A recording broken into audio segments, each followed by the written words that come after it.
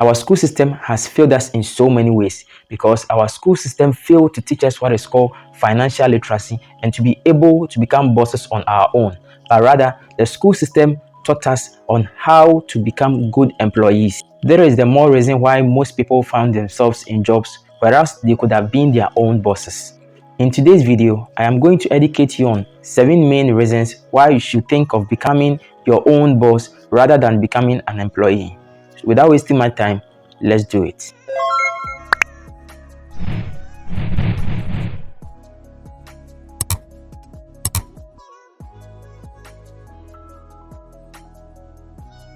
Reason number 1. As an employee, you are being controlled by your boss.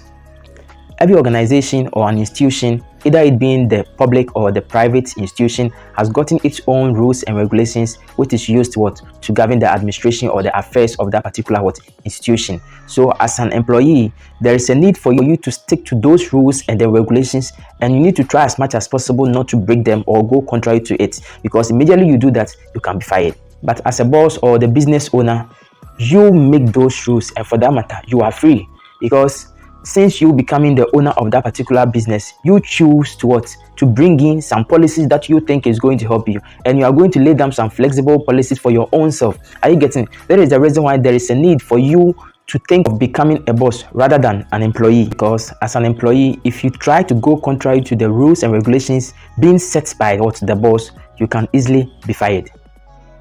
Reason number 2. As an employee, your time is limited. You do not have a flexible time, and for that matter, you can't decide to do whatever thing that you want to do with your time. You are being programmed to stick to a certain kind of time, and for that matter, immediately you decide to go contrary to that time, then there is a possibility that you can be to be fired. So this always leads a lot of pressure on most employees. But as a boss, you decide the kind of time you want to report to your workplace. Perhaps you arrange your policies, and then you make sure that you have a flexible policies at your end. So if you are able to do that, then it means you decide to fire and then unfire somebody. Reason number 3. You are blind to opportunities around you. That is because there is always a pressure on you from work to home, from work to home, from work to home. Sometimes people can go to work at as early as 8 o'clock a.m. and come back home as late as 7 o'clock. So there are so many opportunities around, but it's very difficult for you to be able to identify one of them and then grab it. Are you getting it? So there is a need for you to think of being a boss rather than an employee, because if you do that, there is always pressure on you. In the morning, you need to wake up, hurry up, bath your kids, or better still, prepare something for your husband. You move to work, you go, and then you come back again. Always that pressure keeps on persisting for a longer period of time, because you are afraid that if care is not taken, you can easily lose your job. So where are you going to identify those kind of opportunities outside there, of which you could have grabbed and also make something out of it? Are you getting it? Reason number 4. You don't have any legacy for your family. Tell me, if you are no more, what kind of legacy are you leaving for the next generation? I mean your kids, or maybe your family, let me put it that way. What kind of legacy are you leaving for them? You see, don't be comfortable in that zone of you being an employee, because when you lose your life, definitely the employer or the boss is still going to replace people to work for him or her. Have you thought of the trauma that your family will go through, because the job doesn't belong to you, but rather it belongs to someone else? So even if the person is not there, still the next generation are going to benefit from that particular job. But what about you? If you are not there, or perhaps if you die or if you lose your life, what legacy or what kind of job are you leaving for the next generation? You have none. Are you getting it? So it means that when you die, then that is all. Your next generation is the people who are going to suffer. So you need to try as much as possible to become your own boss, trying to focus on something, try to create something, try to establish something, so that even if you are not there, the next generation may not suffer. That is the reason why for the boss, if you are no more, he is going to employ another person to come and then work on your behalf, since you are no more. Are you getting it? And when the boss is not there, it's the family who is going to benefit from it, because the boss has been able to leave a good legacy for its family. But what about you? Are you getting it? So we need to try as much as possible to think of becoming our own boss instead of just a common employee. Reason number 5. You can easily lose your job.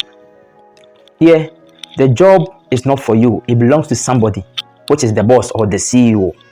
You are not the CEO of that particular company, or let's say that particular factory or industry. So there is a need for you to think about it and then try to create something for your own self which belongs to you. so that even in your absence, still people may what, your next generation may what, benefit from. When it comes to most people losing their job, it happens when there is something we call downsizing in most companies. With the downsizing, there are two main things which normally brings about downsizing.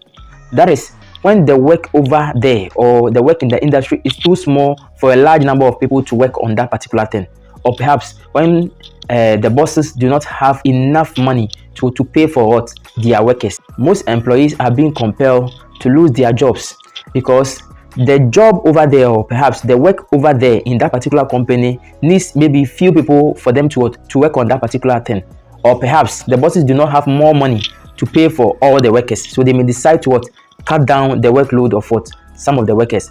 And here there are two pressure also involved over here.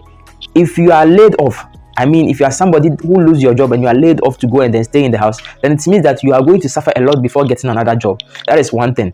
And if you are somebody who was maintained in that same job, then it means that the workload of those who are even gone, or the workload of those who have left, is going to be the same workload which is going to be added to your workload. And for that matter, if you used to work like, let's say, 3 hours within the day, then you'll be compelled to work, let's say, 6 hours within the day, because the workload of other people who were there has been pushed to those people who are already in the system now. Are you getting it? There's one thing that normally happens, and we say that the law of marginal utility has set in, because according to the law, it says that when a consumer keeps on producing a particular commodity for a longer period of time, all things being equal, the additional satisfaction of producing an extra unit of the product may diminish. So when this happens, it means that as consumers keeps on producing, a time may come, people may not need more of that particular product. Are you getting it? So when it happens and you are still in that same company producing and people are not buying, it means that the bosses are going to lose. And since they don't want to lose, all what they are going to do is that they are going to cut the workforce of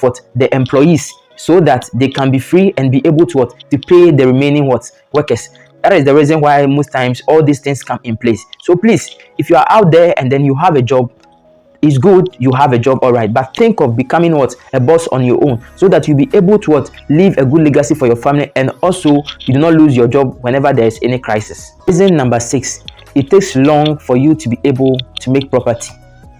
Here, what I mean is that when it comes to you being able to acquire property, bosses have a lot of property because of the large labor force working for them, and for that matter, they are able to generate a lot of money to establish businesses elsewhere. And in the form of they establishing business at different locations, whatever property that they want to acquire, it becomes very easy for them to get. But you as an employee, how much are you earning, even let's say at the end of the month? And to also think of, let's say, saving a percentage for that. It's true, you can decide to save, all right, but it wouldn't be as compared to you being the boss of that particular company. Because if you are an employee, then it means that there is a little percentage of money that you are going to get at the end of the month, and in the course of you saving, you are going to save little by bit. So let's say if you had wanted to use, let's say, about 3 years to complete a mansion, then it means you are going to take like 10 years before you'll be able to complete that particular mansion. And ask yourself, what if the job breaks down in the middle of nowhere? What are you going to do? Are you getting? So you need to think of becoming a boss on your own, rather than becoming an employee. I don't mean that maybe if you're an employee then it's a bad thing. No, it is not a bad thing, but just try as much as possible to think, once you are working in someone's job field, try to come out with something of which you can also create something for your own self and become a boss over there.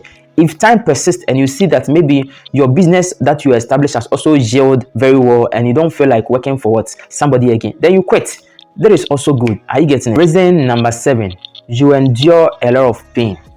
Why am I saying this? Whenever you find yourself in any company, you are going to follow their rules and their regulation, and for that matter, you do not have the right to make any amends in those constitution or policies that they are using to run their companies. So always it will be like there is always a force on you. You have to do this, do that, and immediately the order is being made, you can't decide to say no, you wouldn't do it, because immediately you want to try to counter anything. You can be fired at any point in time, and for that matter, you will not be able to have the right to do certain things that you want to do. When this happens, you are always going to be in the job field enduring pain over and over and over again. So it will be best for you to what? To think of becoming a boss on your own, so that you endure the pain now. You see, establishing a business is not easy thing. You are going to endure a lot of pain, but if you give yourself like a year or 2 or 3, you see that all those pain will be over, rather than allowing somebody to inflict pain on you every blessed day, a year, a 2, a 3, 10 years, 4 years, 5 years, and then you are still